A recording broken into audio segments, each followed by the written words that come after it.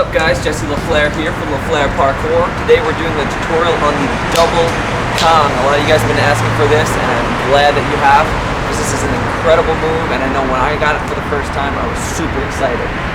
First thing you need to understand is actually how to do a single Kong. So if you don't know how to do a single Kong, you're never going to be able to do a double Kong. Take 1 second, if you haven't learned the Kong yet, to watch my Kong tutorial. A lot of the elements that are part of that are going to be super explained in the first Kong tutorial, and I'm going to kind of get more into the double Kong aspect without the approach of the first Kong.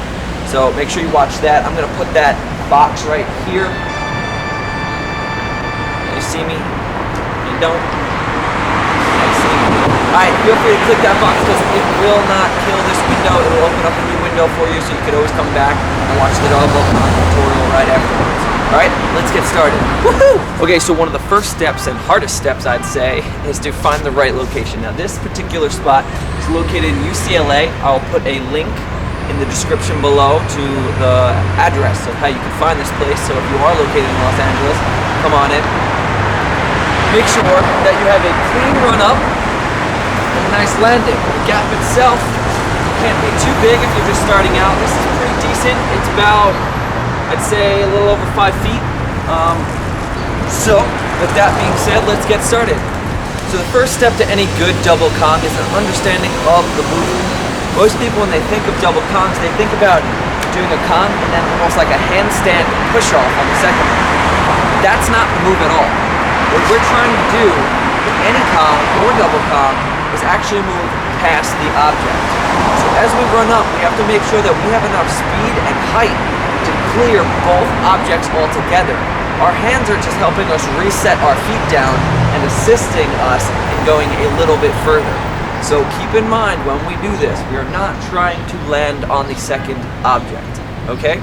So with that being said, let's start to discuss the run-up. Now, when people train this in a gym, most of the time they do a punch, which is a 2-foot jump, and they use the spring floor to set themselves all the way over, which is great for a gym, but that's not gonna work outside. You're gonna have to go split step, and you're gonna have to take it with a lot of speed and a lot of energy. This is a commitment trick. Do not attempt this if you are not ready, okay? Be sure. We are gonna work up to it and take the steps that we need to take to get comfortable in the situation, to build the confidence and kill the fear, all right? So, the run up. Make sure you're running up, just like with our Kong. If you haven't watched the tutorial, watch it. You're gonna come up nice and low so that when you jump and set, your body is creating an arc up and over. You're trying to go up and over, not down into the second one, okay? So we're coming up, Kong up and through. Most importantly, again, if you've watched the Kong tutorial, you know it, you're gonna throw this object behind you. You're not just setting your hands down. If you're doing this on a mat or anything in a gym, and your mat moves that way, and you're pushing into it that way, you're doing it wrong. The only way the mat should move, which would be impressive, is behind you, because your hands are going to be pulling all the way through. Now, to break through the fear of the gap itself, and to get a better understanding of how the landing will feel, what we're going to do is actually start by standing on our first object, coming out and doing a dive Kong down into our second object. Alright? It will help you with your fear, build your confidence, and get you used to the feeling of the second part of this trick. Here we go. We're here. Don't go up really high. You don't need to dive down into this. We're still trying to go across. So as we come across, we're going to push forward as if we were doing the actual double Kong, with our feet going up a little behind us. Now I do that a bunch of times and get really comfortable with it. Experiment with different ways of picking your legs up or bringing your legs down.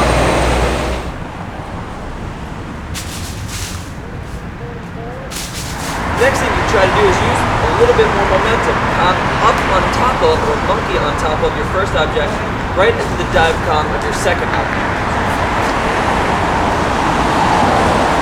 Now let's talk about the actual movement. How you're going to move through the air from one object to the other. A lot of people, when they do this, don't know how to use their feet, don't use their legs and the movement of their legs correctly. A lot of times when I see this move, I see people come straight across with their legs straight out behind them. And really the way it should be is your legs should actually pop up with you. so that when you get to this second object, you have enough room for now an extra time that when you push through, your legs can come down. Okay? See, this is your body. Your hands are here, your hands are here, legs up there. When you push through, now your legs can come through. If you're here and you push through, boom, they're too low, you're gonna clip, you can get hurt. Getting in a good habit of keeping your legs up high will actually allow you to be able to do way bigger double kongs a little later on, right? So let's check out a few different ways to do it.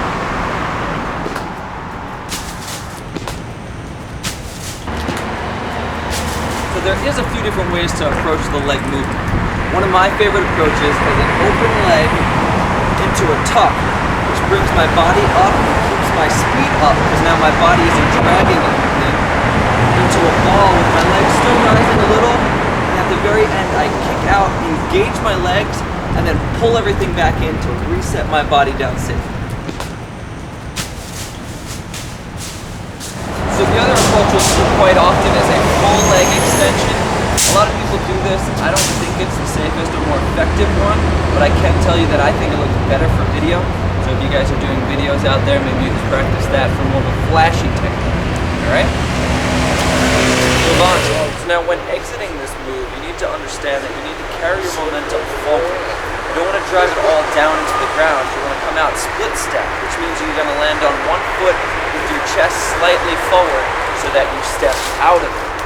If you're landing 2 feet flat, it's pretty good. You're probably absorbing a lot through your joints, but really you should get into a really good habit of starting and leaving all your vault split step. Alright? Cool. So a good way to practice this is just continuing to do the dive kong into it. Get on your first object, dive and push out, getting your feet up nice and high, coming out split step. And it'll really help you. Alright? Let's check out an example. It's important to know with both vaults that your hand movement isn't a hand plant, right? Like I said earlier, we're going to be moving past the object, throwing it behind us. But one thing that a lot of people don't do is they don't use their hands to their full extent. They go here and they push off. When doing this, I want you guys to practice using everything. If you watch my hand when I do it, it goes all the way through my fingertips, and I throw the thing behind me, which is going to give you extra distance, extra push. You won't have to worry about clipping, right? When you're coming through with your legs, you're pushing through and getting tight and extending out when you get past the object, all right?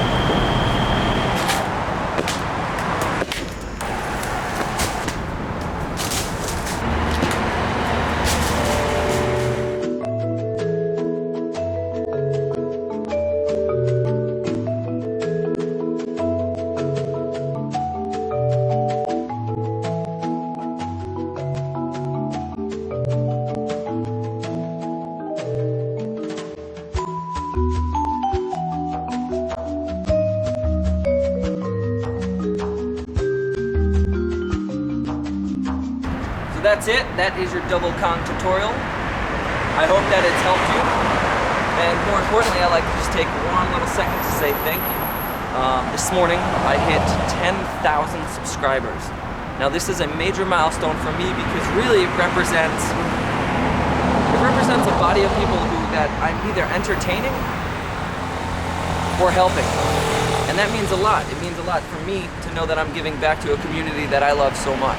So, with that being said, thanks for watching. I hope this has helped again.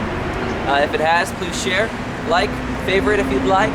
And if you guys want one of these cool bandanas, there's a link in the description. Peace!